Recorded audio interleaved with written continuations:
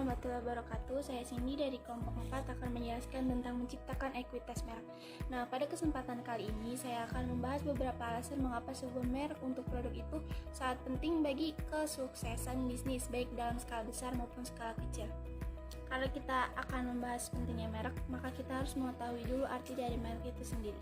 Merek adalah sebuah nama, istilah, tanda, lambang, desain, atau kombinasi yang dimaksudkan untuk mengidentifikasikan barang atau jasa dari salah satu penjual atau sekelompok penjual dan untuk mendiferensiasikan merek dari para pesaing-pesaing menurut American Marketing Association.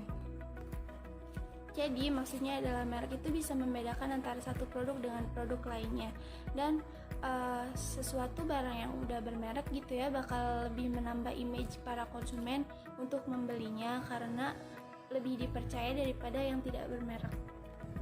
Karena kita tadi membahas tentang diferensiasi, maka di sini diferensiasi itu dapat bersifat menjadi dua. Yang pertama itu fungsional, rasional, atau nyata. Maksudnya perbedaannya itu berhubungan dengan kinerja produk dan merek. Yang kedua simbolis, emosional, atau tidak nyata. Perbedaannya itu berhubungan dengan apa yang dipresentasikan merek. Nah, peran merek itu terbagi menjadi dua ya. Ada yang bagi konsumen dan untuk produsen, maksudnya. Atau peran merek terbagi menjadi dua. Yang pertama untuk konsumen dan yang kedua untuk produsen atau perusahaan. Kita bahas yang pertama dulu, yang bagi konsumen dulu. Nah, peran merek bagi konsumen itu untuk mengidentifikasikan sumber dan memungkinkan konsumen menuntut tanggung jawab atas kinerja. Maksudnya, jadi peran merek bagi konsumen ini agar si konsumen ini tahu dari mana asal-usul produk ini, gimana kualitasnya, dan kalau misal ada kesalahan-kesalahan, kita bisa menuntutnya gitu. Yang kedua itu menyederhanakan pengambilan keputusan dan mengurangi resiko. Jadi peran merek bagi konsumen itu bisa mengurangi resiko ke konsumennya sendiri gitu. Nah, yang kedua itu peran merek bagi perusahaan. Yang pertama itu untuk menyederhanakan penanganan dan penelusuran produk. Yang kedua, membantu mengatur catatan persediaan dan akuntansi. Yang ketiga, perlindungan hukum untuk fitur atau aspek unik produk. Terima kasih. Berikutnya, ruang lingkup penetapan merek. Penetapan merek atau branding. 1. Kegiatan memberikan kekuatan merek kepada produk dan jasa, menciptakan perbedaan antar produk kepada konsumen. 2. Menjelaskan siapa produk tersebut. 3. Membantu konsumen mengatur pengetahuannya tentang produk sehingga bisa mengambil keputusan pembelian. Penetapan merek memberikan nilai pada perusahaan. Agar dapat tercipta, konsumen harus diyakinkan ada perbedaan berarti. Perbedaan merek sering berhubungan dengan satu atribut atau manfaat. Contohnya 3M, Gillette, dan merek. 2. Sarana yang tidak berhubungan langsung dengan produk. Contohnya Gucci, LV, dan Chanel. Berikutnya, cetak merek. Berikut ada contoh merek peralatan dapur Jamie Oliver. Merek Jamie Oliver menggambarkan, menjelaskan atau mendefinisikan produknya seperti siapakah Jamie, manfaat rasional, manfaat emosional, apa yang dia janjikan, visi, misi, dan lain-lain. Mendefinisikan ekuitas merek. Ekuitas merek atau brand equity adalah nilai tambah yang diberikan pada produk dan jasa. Ekuitas merek dapat tercermin dalam cara konsumen berpikir, merasa, dan bertindak dalam hubungannya dengan merek, dan juga harga pangsa pasar dan profitabilitas yang diberikan merek bagi perusahaan. 1. Ekuitas merek berbasis pelanggan. Pengaruh diferensial yang dimiliki pengetahuan mereka atas respon konsumen terhadap pemasaran merek tersebut. Pengetahuan merek.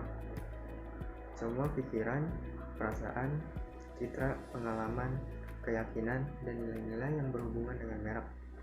Tantangan membangun ekuitas merek, memastikan konsumen memiliki jenis pengalaman yang tepat untuk menciptakan pengetahuan merek. Brand valuation, penilaian merek adalah Proses yang digunakan untuk menghitung nilai merek seperti properti, saham, SIM, tanah yang merupakan nilai perusahaan sebagai aset berwujud kini telah berganti. Nilai perusahaan saat ini lebih condong kepada aset yang berwujud, yakni nama merek atau brand mereka. Namun, teknik untuk mengukur nilai merek telah menjadi lebih canggih dengan munculnya perangkat lunak terkomputerisasi Excel seperti Excel pada pertengahan 1980-an. Penilaian merek menjadi berita utama keuangan ketika mereka diajukan untuk membela RHM.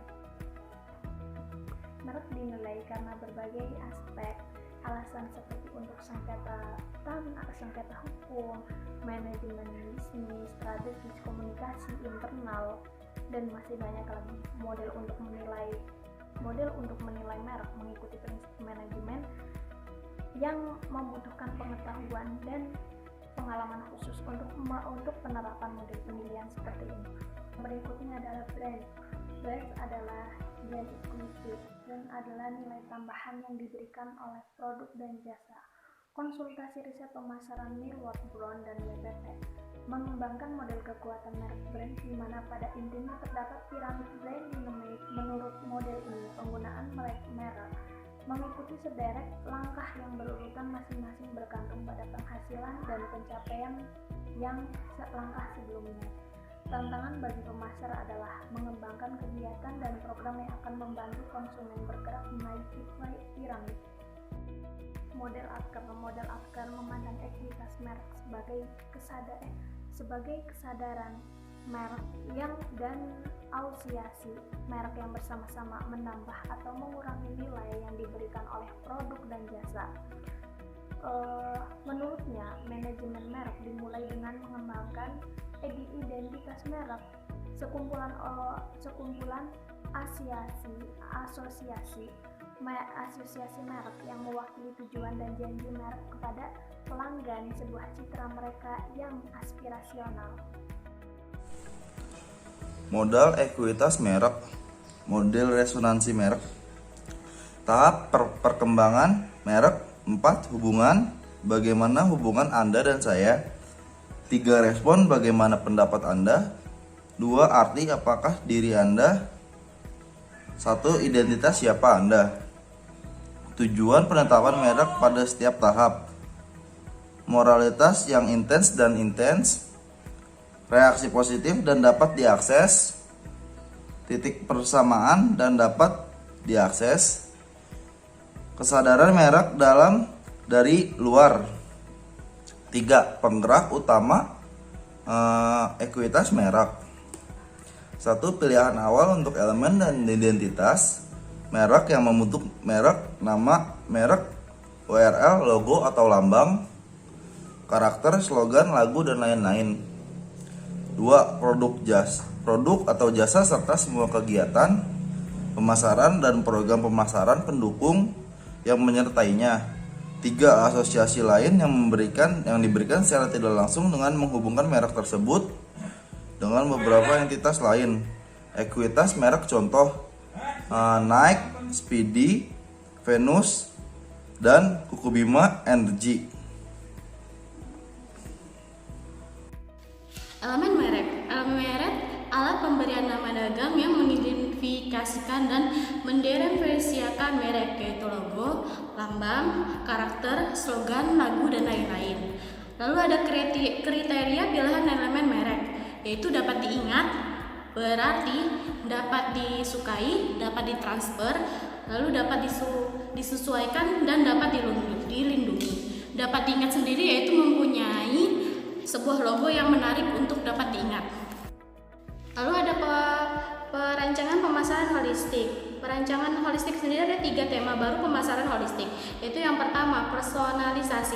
Personalisasi pemasaran adalah tentang memastikan merek dan pemasarannya serelevan mungkin dengan sebanyak mungkin pelanggan, sebuah tantangan mengingat tidak ada 2 pelanggan yang identik. Lalu ada integrasi. Integrasi pemasaran yaitu adalah tentang membaurkan dan menyesuaikan kegiatan pemasaran untuk memaksimalkan efek individual dan kolektif mereka. Lalu yang ketiga ada internalisasi. Internalisasi sendiri yaitu kegiatan dari proses yang membantu memberi informasi dan menginspirasi karyawan. Penting bagi perusahaan jasa dan pengecer bahwa semua karyawan mempunyai pemahaman yang mendalam dan terkini tentang merek dan janjinya. Lalu ada mengangkat asosiasi sekunder. Asosiasi sekunder sendiri terdiri dari merek lain dan barang. Dari merek sendiri yaitu adanya orang, karyawan, dan sebuah sponsor. Lalu ada tempat itu dari asal negara dan salurannya. Lalu ada barang sendiri yaitu adanya sebuah acara, gerakan amal, dan sponsor dari pihak ketiga. Lalu ada merek lain sendiri di sini adalah adanya aliansi bahan, perusahaan, dan perluasan sebuah merek. Pengukuran brand ekuitas. Ada 4 tahapan nilai. Yang pertama, investasi program pemasaran meliputi produk, komunikasi, perdagangan, karyawan, dan lain-lain. Yang kedua, pola pikir pelanggan meliputi kesadaran, sikap, asosiasi, ketertarikan, dan kegiatan. Yang ketiga, kinerja merek meliputi premi harga, elastisitas harga, pangsa pasar, keberhasilan ekspansi, struktur biaya, dan profitabilitas. Yang keempat, nilai pemegang saham meliputi harga saham, rasio PE, dan kapitalisasi pasar. Berikutnya adalah penilaian merek atau brand valuation. Ada segmen pasar meliputi analisis keuangan, pendorong permintaan, penentuan tolak ukur yang kompetitif, laba tak berwujud, penetapan merek, kekuatan merek, laba merek, dan tingkat diskonto merek. Contoh brand merek adalah Apple, IBM, Google, dan lain-lain. Berikutnya, pengelolaan ekuitas merek. Pengelolaan merek yang efektif merupakan tindakan jangka panjang.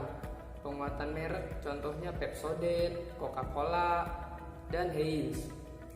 Produk manfaatnya dan pemenuhan kebutuhan, bagaimana merek membuat produk lebih unggul. Kemudian revitalisasi merek seperti Harley Davidson, Mountain Dew, dan Cadillac. Perubahan positioning karena perubahan selera dan preferensi konsumen, pesaing, teknologi baru, dan perkembangan lainnya. Terima kasih. Portofolio merek, kumpulan semua merek atau lini merek yang ditawarkan perusahaan tertentu untuk dijual dalam satu kategori atau segmen tertentu.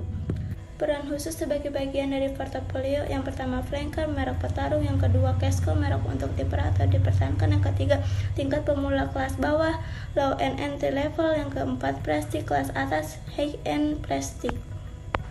Ekuitas pelanggan. Ekuitas pelanggan adalah jumlah nilai-nilai seumur hidup dan seluruh pelanggan untuk suatu merek. Merupakan tujuan dari CRM. Ekuitas pelanggan dipengaruhi oleh akuisisi pelanggan, retensi, penjualan silang. Persamaan dengan ekuitas merek sama dengan loyalitas yang menciptakan nilai. Perbedaan dengan ekuitas merek, ekuitas pelanggan berfokus pada nilai finansial. Perluasan merek. Keunggulan perluasan merek, yang pertama, meningkatkan peluang keberhasilan produk baru. Yang kedua, efek umpan balik yang positif. Kekurangan perluasan merek, yang pertama, ilusi merek. Yang kedua, kanibalisasi merek induk. Yang ketiga, kehilangan peluang menciptakan merek baru dengan cara unik atau ekuitasnya sendiri. Di sini saya akan menjelaskan portofolio merek. Kumpulan semua merek dan lini merek yang ditawarkan perusahaan tertentu untuk dijual dalam kategori atau segmen tertentu. Di portofolio merek ada peran khusus sebagian-bagian dari portofolio. Yang pertama ada flanker, yang kedua ada cash cow, yang ketiga ada tingkat pemula kelas bawah, yang keempat ada praktis kelas atas.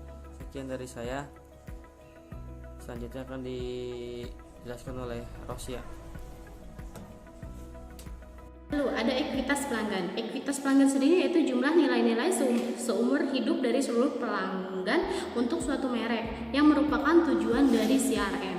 Ekuitas pelanggan dipengaruhi oleh akuisisi pelanggan pelanggan. Akuisisi pelanggan sendiri yaitu suatu proses yang mengacu pada langkah, upaya, dan sumber daya yang terlibat dalam menarik pelanggan untuk yang pertama kalinya dalam bisnis. Lalu adanya retensi. Retensi sendiri yaitu pelanggan merupakan strategi pasca penjualan yang Anda butuhkan untuk menciptakan loyalitas dari hasil akuisisi pelanggan Anda tersebut. Lalu yang ketiga ada penjualan silang. Penjualan silang sendiri adalah cross selling, yaitu cara memasarkan jasa keuangan lainnya suatu bank kepada nasabah mereka yang telah menggunakan jasa keuangan bank tersebut. Persamaan dengan ekuitas merek yaitu loyalitas dan penciptaan nilai. Lalu adanya perbedaan dengan ekuitas merek yaitu ekuitas pelanggan berfokus pada nilai